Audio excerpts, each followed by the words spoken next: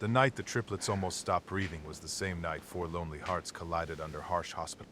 The emergency room in downtown Chicago was loud, bright, and restless. Machines beeped without rhythm. Nurses rushed past with serious faces.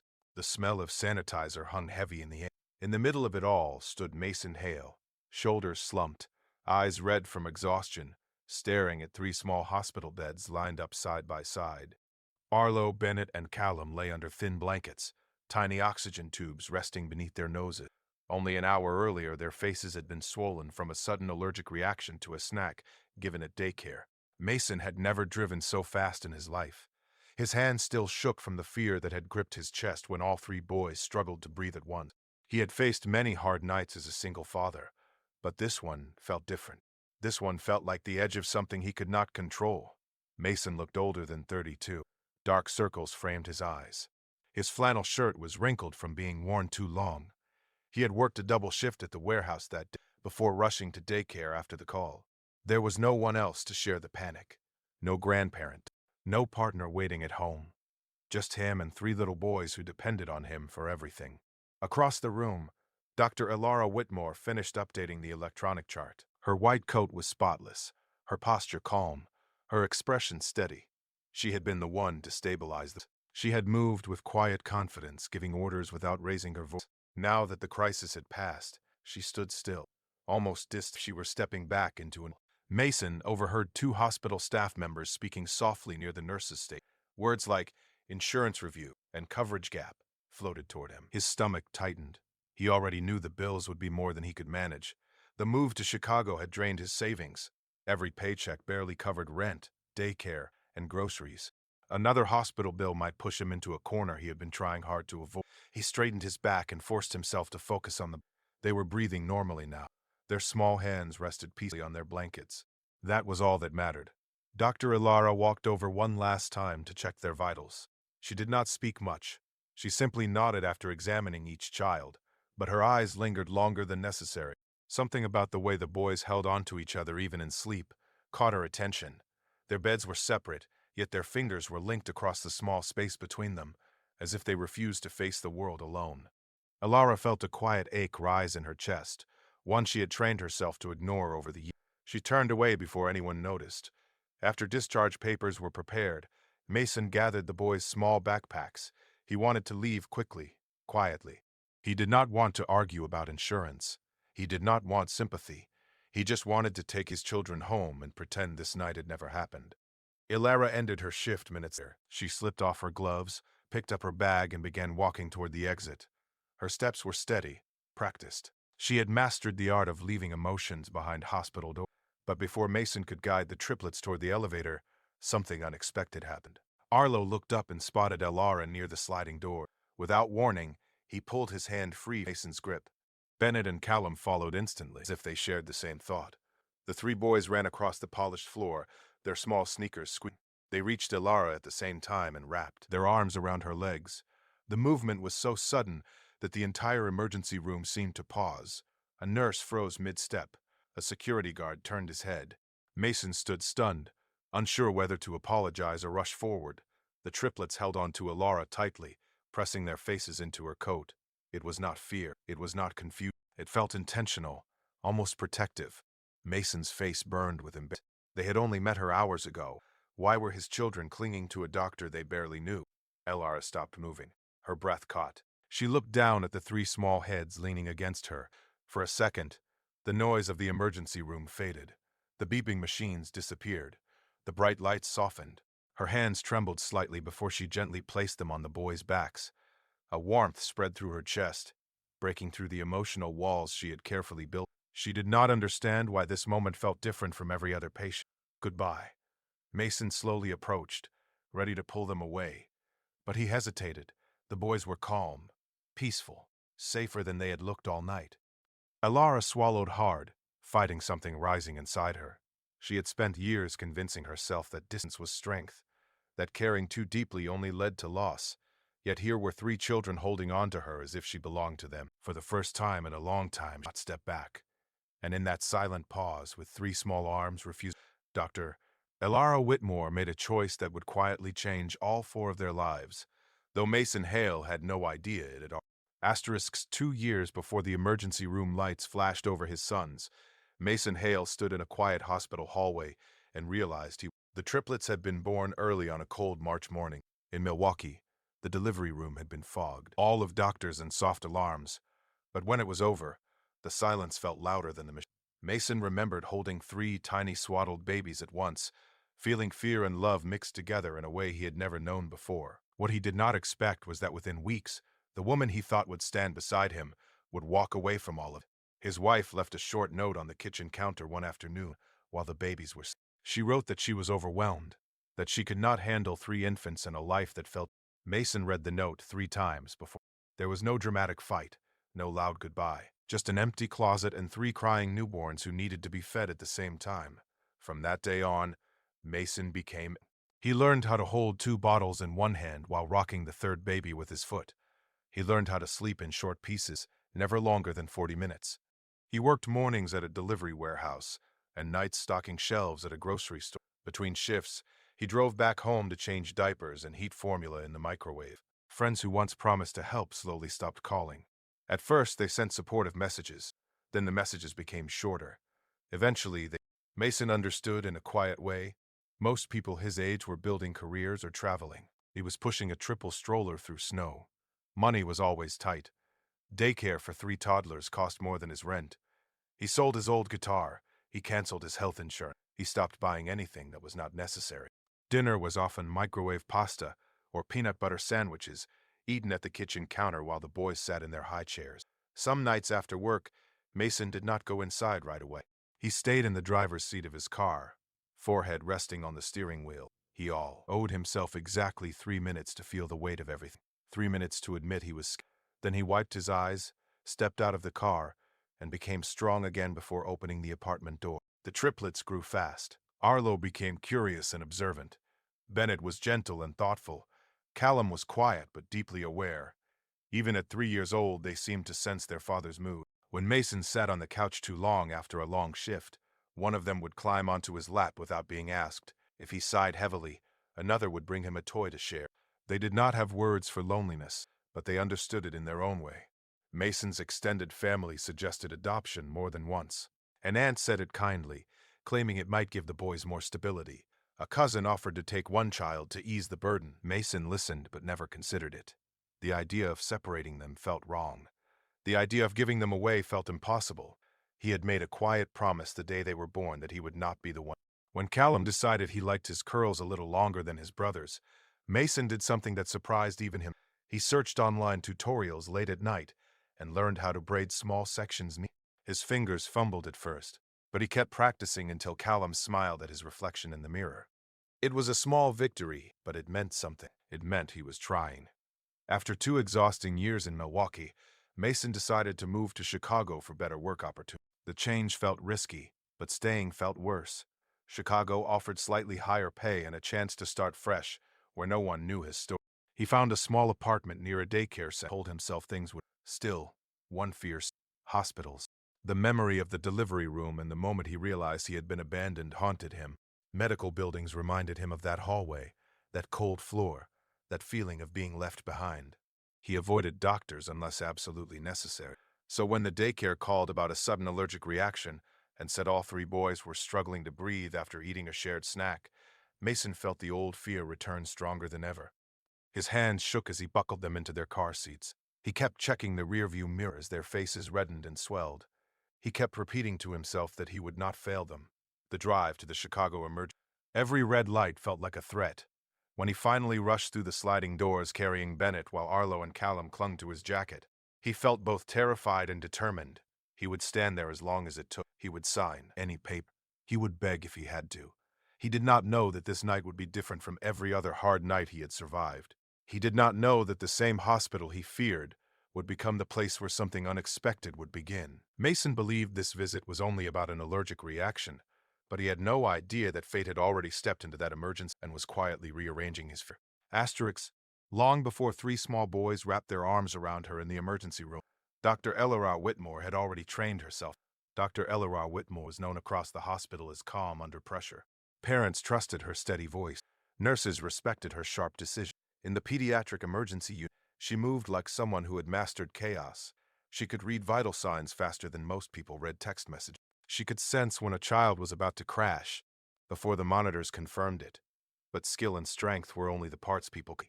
Outside the hospital, Elara's life was quiet in a way that felt too large. She lived in a modern condo overlooking Lake Michigan. The windows stretched from floor to ceiling, offering a wide view of water and sky. During the day, sunlight filled the space. At night, city lights reflected softly against.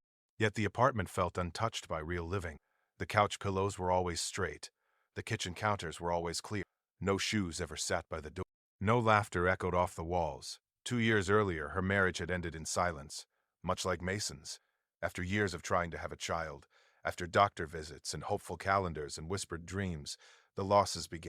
One miscarriage, then another, then one more that broke something deep.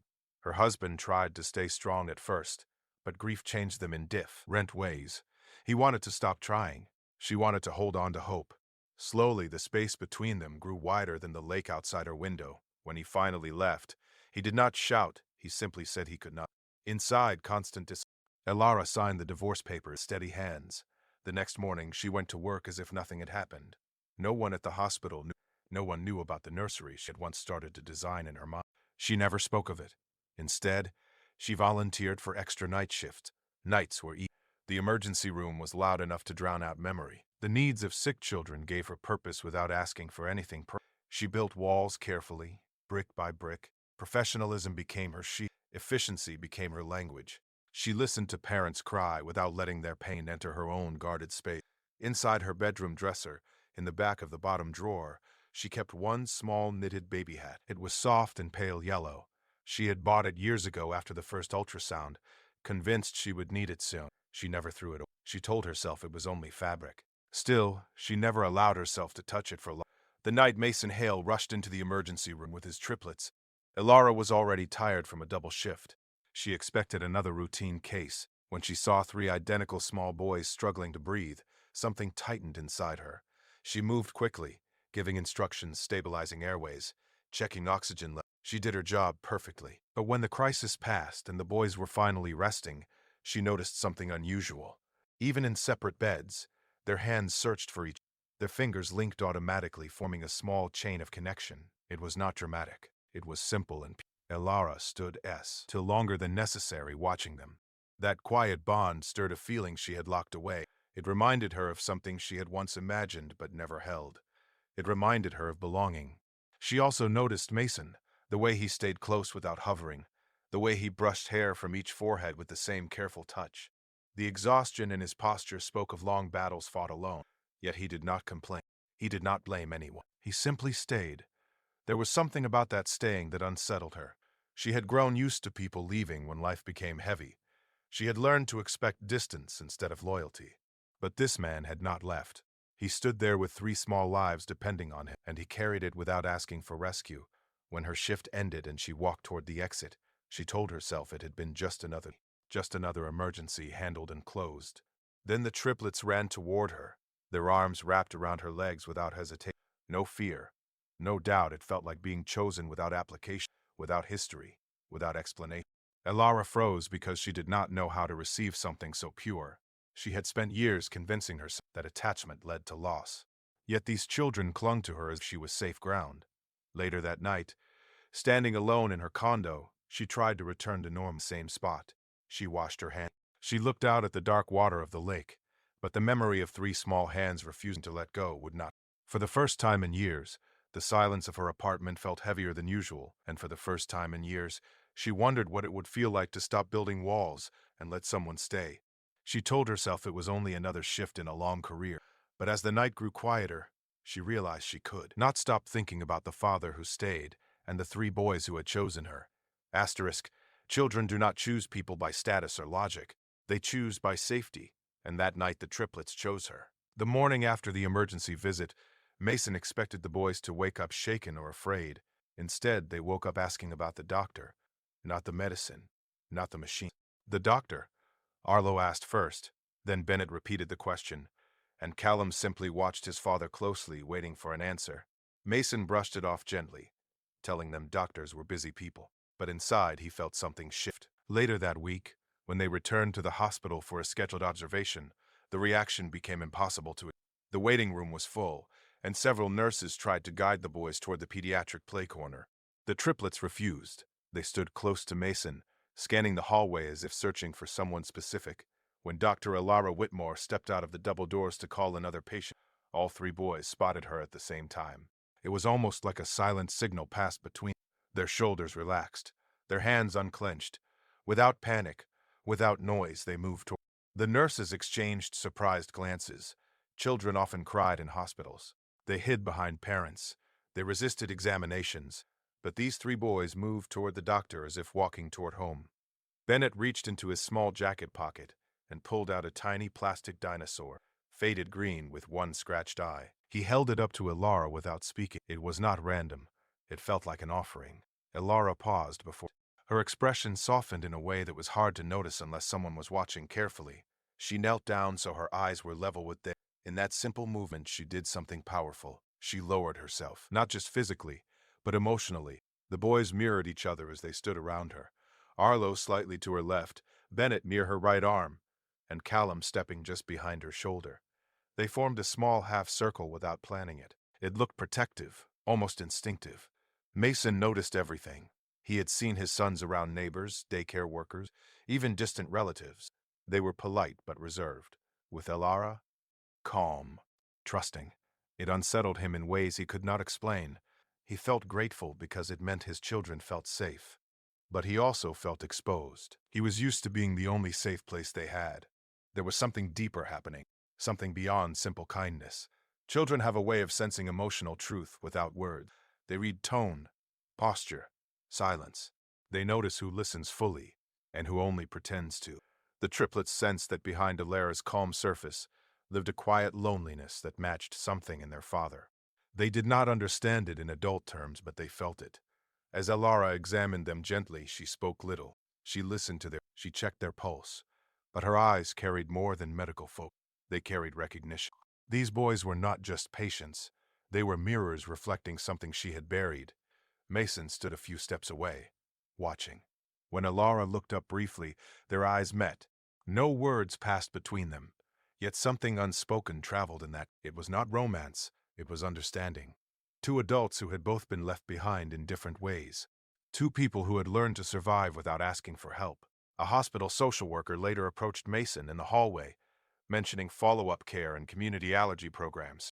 The conversation was routine, practical, but before Mason could respond, Ilara stepped forward and calmly said she would Rorsonly handle the follow-up appointment. She kept her tone professional, but there was intention behind it. For a second, she hesitated, as if aware she was crossing an invisible boundary between duty and something more personal.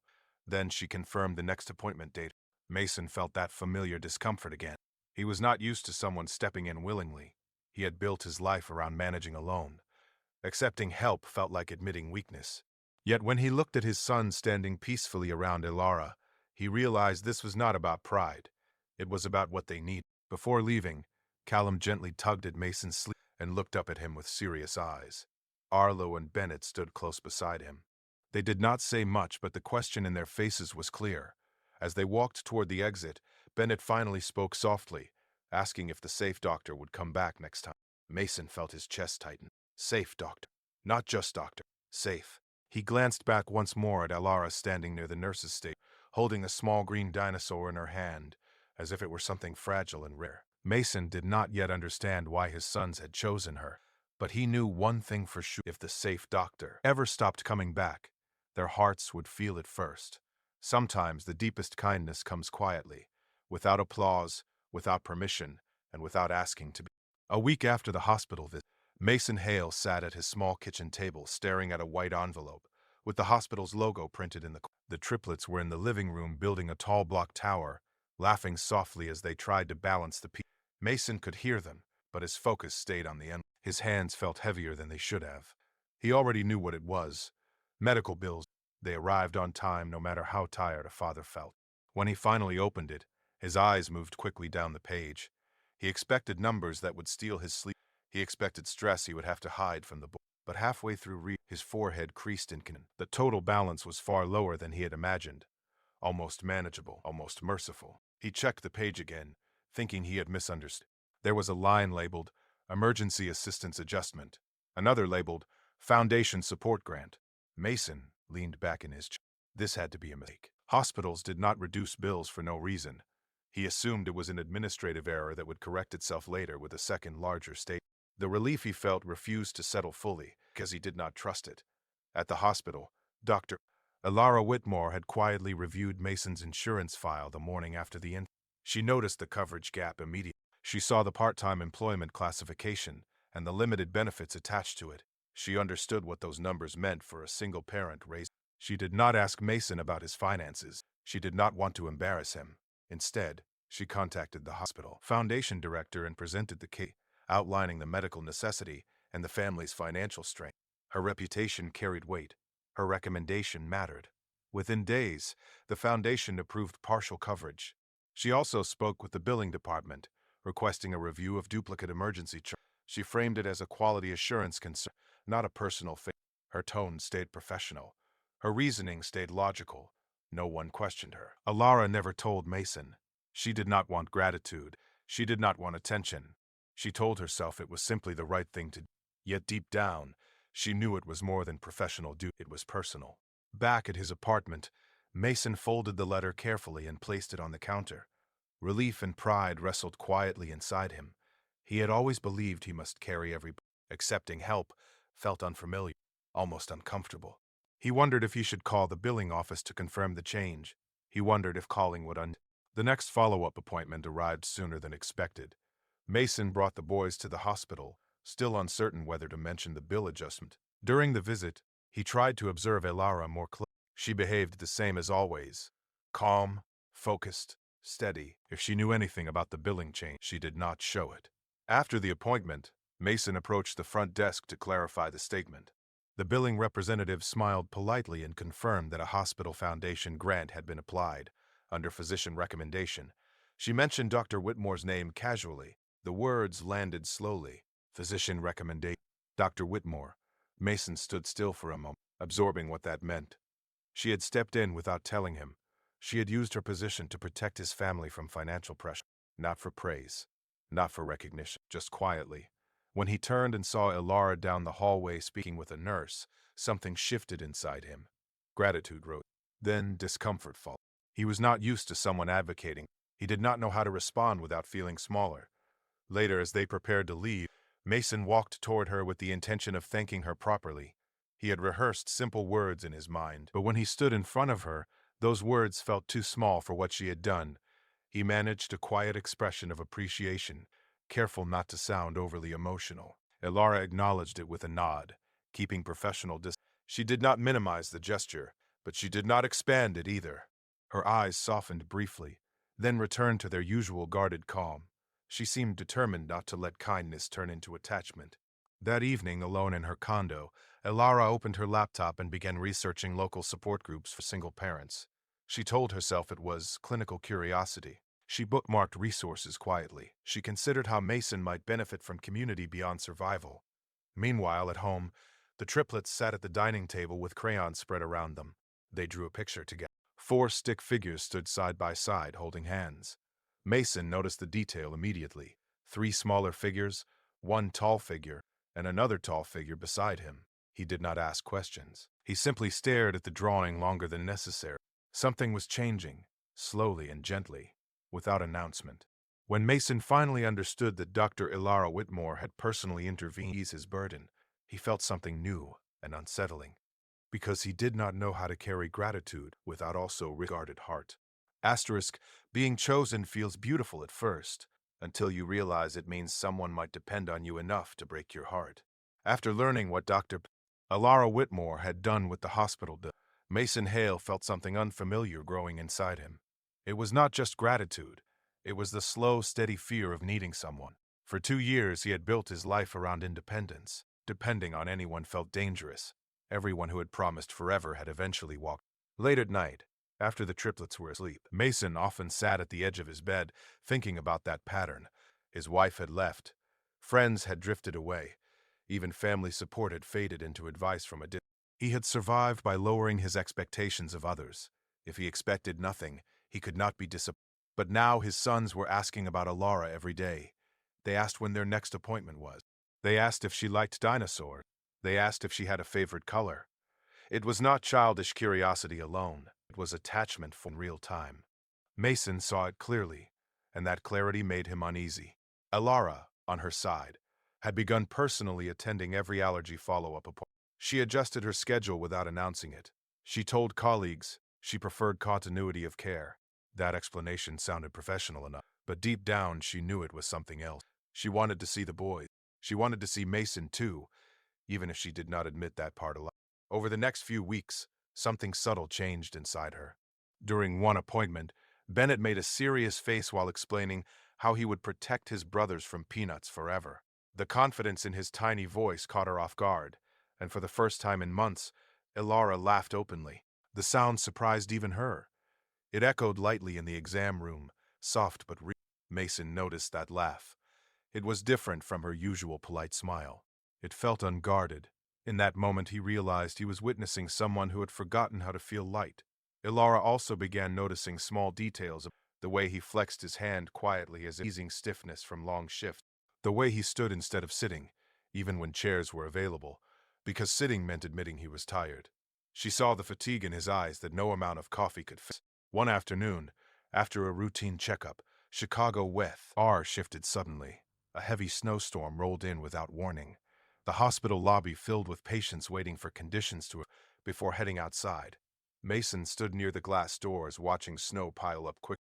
Driving 3 young children in heavy snowfall made him anxious. Elara walked into the lobby after finishing paperwork and paused when she saw them still. Without discussion, she remained nearby, as if her presence offered something unspoken. The storm grew stronger, turning the city white and quiet. The triplets sat on a long bench between Mason and Alara. Snow tapped gently against. The lobby lights glowed warmly against the gray afternoon. No one rushed. No one spoke much. It was simply a pause in time. Callum leaned first, resting his head against Alara's arm. Arlo followed, curling closer to Mason's side. Bennett, determined not to be left out, shifted until he touched both adults at once. Within minutes, all 3 boys were asleep, their small bodies relaxed in complete trust. Mason did not move. Alara did not pull away. The warmth of the boys pressed against both of them, forming a quiet bridge. It felt natural, like something that had always been meant to happen. For Alara, that natural feeling was both comforting and terrifying. She had spent years protecting herself from the pain of loss. Letting attachment grow meant accepting risk. Looking down at the sleeping children, she felt something she had not allowed herself, belonging. Mason felt it too, though he tried not to name it. He realized he was no longer carrying everything alone and that the weight was shared, even if only for a snow-filled hour. When the storm finally slowed and the boys woke up, the moment ended quietly. Mason thanked Alara with a nod that carried more meaning than. She returned the nod, steady but thoughtful. Fat N. Back in her condo overlooking the frozen lake, Alara found an email waiting in her inbox. It was from a prestigious hospital in Boston. They were offering her a leadership position in pediatric emergency medicine, higher salary, greater recognition, a fresh start and a new. She stared at the screen for a long time. The opportunity was everything she had once worked toward. But for the first time, leaving did not feel simple. As snow continued to fall outside her window, Dr. Ilara Whitmore realized she had 24 hours to decide between a powerful career move and the 3 small boys who had quietly chosen her. Asterisk cites, leaving would protect her heart, but staying might finally heal. Dr. Ilara Whitmore sat alone at her kitchen counter, the email from Boston still open on her laptop screen. The offer was clear and generous.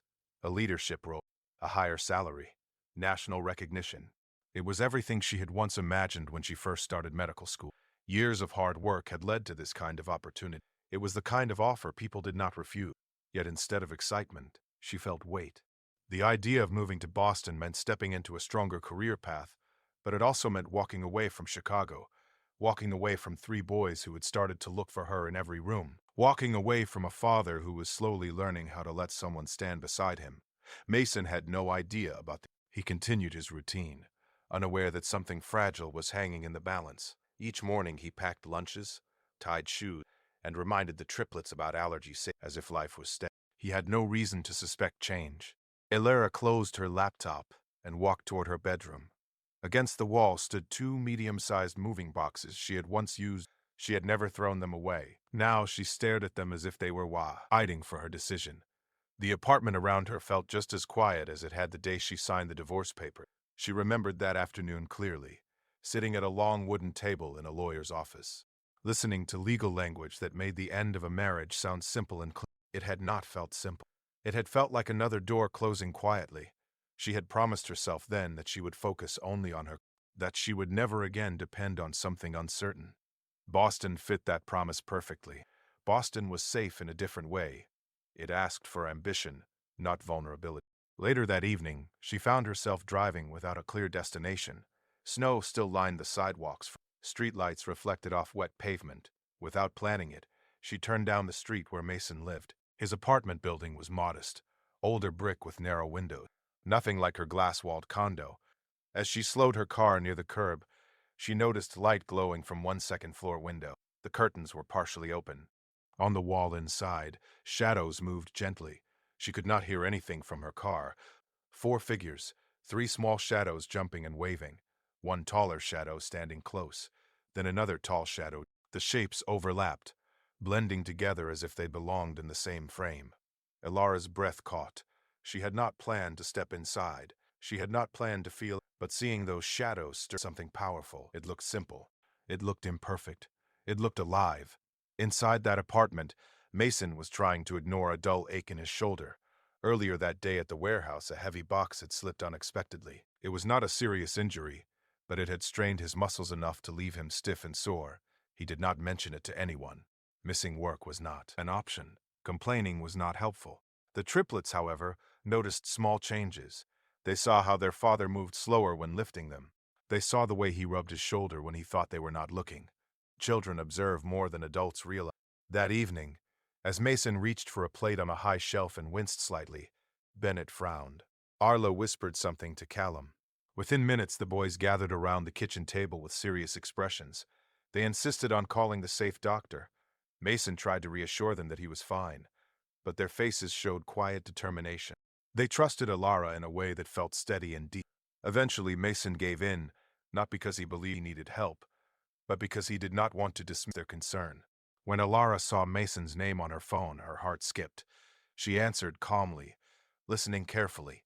Within 30 minutes, she was walking up the narrow staircase of it. She did not hesitate. She did not question whether it was appropriate. Inside the apartment, she assessed his shoulder with gentle professionalism. It was a mild strain. Rest and proper care would solve it. But what mattered more was what surrounded that simple examination. 3 boys watched closely. Mason stood still, allowing someone to help him without resistance. In that small living room, Elara felt something settle inside her. Staying was not weakness. Staying was courage. When she left later that night, the cold air felt sharper. Her phone buzzed with a reminder from the Boston hospital asking for her final decision. She stood under the streetlight, staring at the message, knowing that whatever she chose would define more than. With only 24 hours left to respond, Dr. Elara Whitmore had to decide whether she would follow ambition to Boston or stay in Chicago and risk her art for a family that had already begun to feel like her own. Asterisk. Sometimes the biggest life decision is not about where you go. At 6:12 the next morning, before the sun fully rose over Lake Michigan, Dr. Elara Whitmore opened her laptop and typed a short response to the Boston hospital. She thanked them for the opportunity. She expressed sincere gratitude. Then she declined the offer. Her fingers hovered over the keyboard for a long second before she pressed send. There was no dramatic music, no applause, just a quiet breath leaving her lungs. She chose to stay. For the first time in years, her decision was not guided by ambition or fear. It was guided by connection. She closed the laptop and looked around her condo. The space still felt clean and silent, but something inside her had shifted. The emptiness no longer felt permanent. It felt temporary, like a room waiting to be filled. Over the following weeks, Elara began spending time with Mason and the boys outside the hospital. It started simply. She recommended a safe bakery that offered allergy-friendly treats. She joined them one Saturday afternoon at a small park near their apartment. The meetings were structured at first, careful and respectful. She did not want to step beyond boundaries too quickly. The neighbors began to notice. Donnelly from the first floor smiled knowingly when she saw the 4 of them walking back from the park. A teenage neighbor offered to help carry groceries. and referred to Ilara casually as part of the family. Mason heard it but did not correct it. Inside, Mason felt layers of resistance slowly soften. He had guarded his heart carefully for 2 years. He told himself he was protecting his sons from. But watching Ilara show up again and again, without being asked, without seeking control, changed something. She was not temporary. Consistency built trust. One evening, the triplets sat at the dining table with construction paper spread out in front of them. They were working on a school assignment called My Family Chart. Mason expected to see his name at the top and the 3 boys listed below. Instead, Arlo carefully wrote 4 names across the page: Mason, Arlo, Bennett, Callum, and below them, in slightly uneven letters, they added Ilara. They did not ask permission. They did not look unsure. They simply included. When Mason saw the chart, he felt emotion rise quickly in his chest. He looked toward Ilara, who stood near the kitchen counter holding a glass of water. She had noticed it too. Her eyes grew soft, but she did not speak. No one made a grand announcement. The paper spoke for itself. That night, back in her condo, Ilara opened the bottom drawer of her dresser. The small knitted baby hat still rested there, pale yellow and untouched. For years it had represented loss, a reminder of what never happened. She held it carefully in her hands, letting the fabric press gently against her fingers. The next weekend, during a winter outing to the park, cold wind brushed across their faces as the boys ran ahead in thick coats. Callum's curls peeked out from under his hood. Without overthinking, Ilara knelt down and gently placed the knitted hat over his head. It fit slightly loose, but warm. Callum smiled wide, proud and unaware of its deepening. Mason saw the moment clearly. He understood what that hat represented, even without knowing its full story. That was not a temporary gesture. That was a piece of her past being offered into their present. From that day forward, something settled between them. There was no formal conversation about titles or. There was no dramatic confession of love. There was only presence. Ilara attended school events. Mason invited her for Sunday dinner. The boys stopped asking if she would come back. They already knew she would. Loneliness slowly turned into belonging. The empty condo began to hold laughter when the Mason's apartment felt less heavy at night. Single-parent resilience, but it was no longer carried alone. Unexpected kindness had grown into chosen commitment. One crisp afternoon, months later, the triplets ran ahead on a walking path near their laughter carried by the wind. Mason and Ilara walked a few steps behind them, not touching, not speaking much, but close enough to feel each other's presence. The boys turned around occasionally to make sure both adults were still. They always were. A family is not always born in a hospital room. Sometimes it forms an emergency room, in quiet kitchens, in snowy lobbies, and in small drawings made by children who see what adults are too. Family can be chosen, and when it is chosen freely, it carries a strength that blood alone cannot promise. Ilara looked at Mason as the boys ran back toward them, their cheeks red from cold air and joy. Mason met her gaze without fear this time. He no longer expected her to. Life would test them again, as it always does, but this time when the storm came, none of them would be. Asterisk, if this story touched something in your heart, don't just scroll away from it. Stories like Mason and Ilara's remind us that sometimes the greatest families are the ones we choose. So if you believe in second chances and quiet courage, let this message travel further. Share it with someone who needs hope, and stay connected for more stories that prove love can show up when you least expect it. And now I want to ask you something. If 3 children chose you as their safe place, would you be brave enough to stay, even when it would be easier to leave? Let me know your answer below.